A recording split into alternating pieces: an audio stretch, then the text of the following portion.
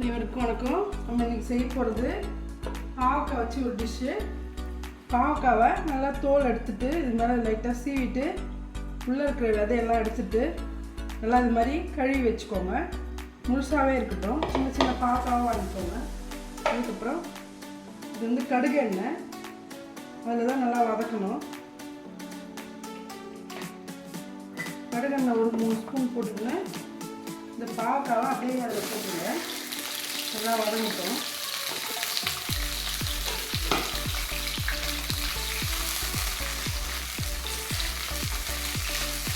எண்ணெயிலே நல்லா வதங்கணும்.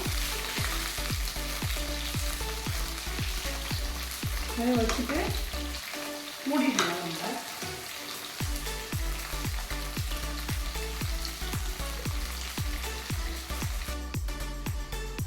நம்ம நடுவில் திறந்துட்டு திருப்பி விட்டுனே இருக்கணும். நல்லா ஃப்ரை ஆகணும்.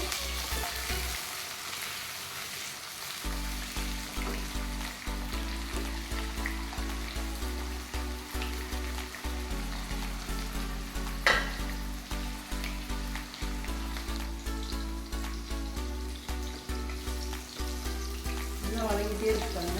இன்னும் நல்லா வதங்கணும். நல்லா கலர் சேஞ்ச் ஆகும் ஸ்கின் மேலே.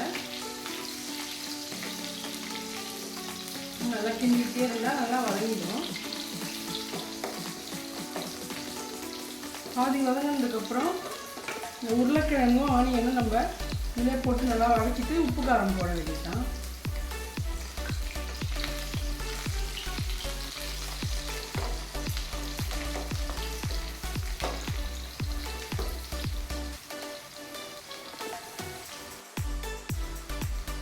நல்லா வதங்கிடுச்சு. இந்த டைமில் நம்ம இந்த உருளைக்கிழங்கும் அதில் போட்டு நல்லா வதக்கிடுவோம். ஆனியனும் போட்டுக்கலாம். போட்டு நல்லா இது நல்லா வதக்கணும். நல்லா வதங்கினதுக்கப்புறம் தான் மசாலா ஆட் பண்ணணும்.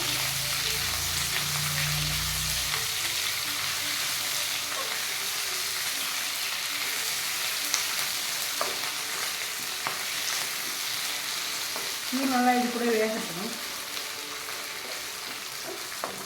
இதில் உப்பு கொஞ்சம் போட்டுக்கலாம். உப்பு போட்டால் டக்குன்னு ஆனியனும் வதங்கி உருளைக்கிழங்கும் நல்லா ஏறிக்கும்.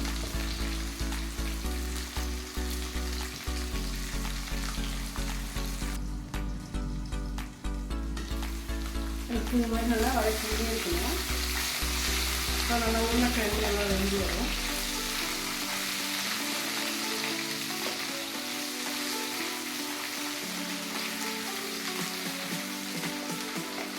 மூடிடலாம்.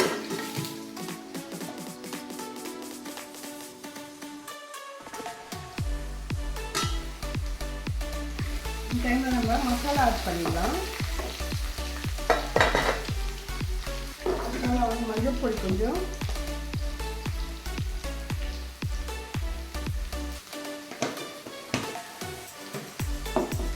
சில்லி பவுடர் கொஞ்சம் போட்டுக்கலாம்.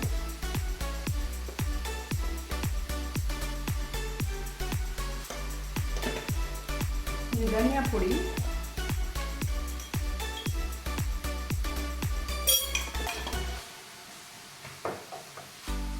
கொஞ்சம் கரம் மசாலா,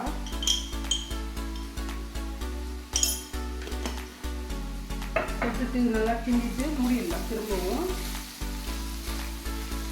நல்லா மிக்ஸ் பண்ணிட்டு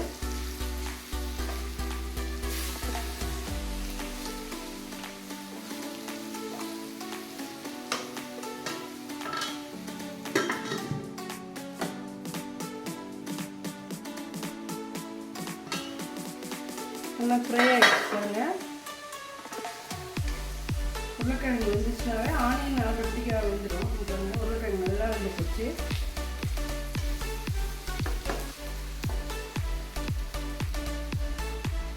முழு பாவக்காய் வச்சு ஃப்ரை பண்ணியிருக்கோம். இந்த வீடியோ பிடிச்சிருந்தா லைக் பண்ணுங்கள், ஷேர் பண்ணுங்கள், கமெண்ட் பண்ணுங்கள், சப்ஸ்கிரைப் பண்ணுங்கள். நன்றி.